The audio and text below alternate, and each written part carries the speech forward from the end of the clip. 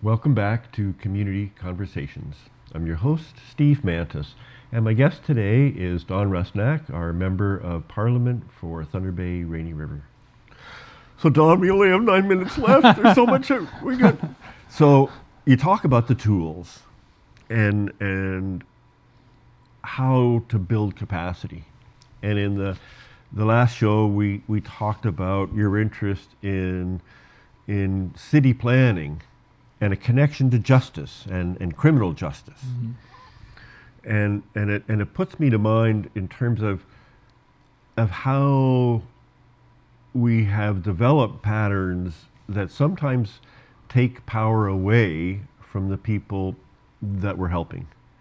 And as helpers, we feel obligated to help, but we're taking away their decision-making power many times, and it's leaving the individuals as kind of the receiver, rather than seeing them as the person inside the community who actually has an answer, or part of the answer, or how to. So when I think about the tools, I kind of go, so what do we have that challenges what is really a power relationship? I'm the person with the nice job and the nice pay, and you're coming to me with a problem, and I got the power, you don't. And in order to fix it, we've got to share that power. What do we do? How do we do that? How do we deal with that component of that power relationship? In a lot of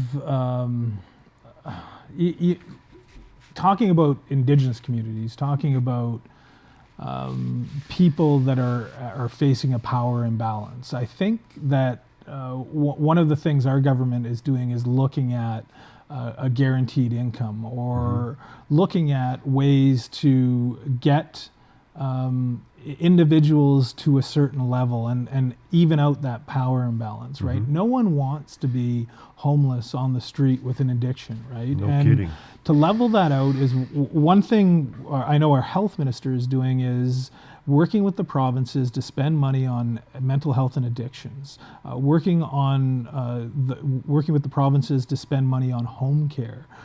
So not only are we providing better services and services that are desperately needed in a lot of our communities, but we're helping raise those people up. And it's not going to be done in isolation. There's no silver bullet for all these problems, and that's why I know the Minister Duclos is looking in. They're doing pilot projects in 6 cities right now, and looking at how we reduce poverty and raise people up.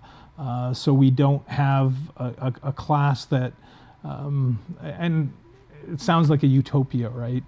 So we don't have a needy class, but looking at ways that we can solve a lot of those problems that cause the bigger problems for society of crime, clogging our hospitals, with people that shouldn't be there, that are costing our system dearly. And as I started off saying, that no one wants to be homeless on the street addicted to drugs. And if we can, I've seen it in certain programs and across this country, both as a prosecutor and a defense lawyer, where you give someone a chance to feel that self-worth, and that they're actually contributing positively to the community, that they don't want to go back there. They don't want to go back to the cycle of addiction and getting involved with the police again, and then it is a cycle. It's a cycle that needs to be broken. And I know Minister Duclos is looking hard in the pilot project at ways to end that cycle and to break it. So that's the way government can help, with first looking at what we can do in terms of the pilot projects. And I apologize, I'm not up to date on those pilot projects, but and using those tools to make sure that we lift people out of poverty and get them as productive people in society. Well, you got my interest because I'm active with our Thunder Bay. We have a municipal poverty reduction strategy, and I'm the co-chair of the group looking at income and community economic development. So I'm kind of going, I haven't even heard about these pilot projects. Ontario is looking at doing pilot projects also on a basic income. Are the federal and provincial governments talking together on this, or is there collaboration on this front? Because that was one of the issues that was addressed certainly in the consultation that the province was having. I don't know. I know that the 6 cities that were chosen by the federal minister were right across the country. I would hope and I would imagine that the provincial government would, the city chosen in Ontario would link up with their pilot project, because it would seem to work. But I don't have that information right now. But we can, so I can certainly find the information. I can come back and we can continue this conversation. I think it's an extremely important conversation. It's fundamental to all the negative issues that we're seeing in Thunder Bay. Crime, it cycles back to addiction, poverty. Those are all the causes. Social status, and not feeling a part of the community. And we were just at McKellar Park School earlier speaking with the principal there and the students, and he was talking about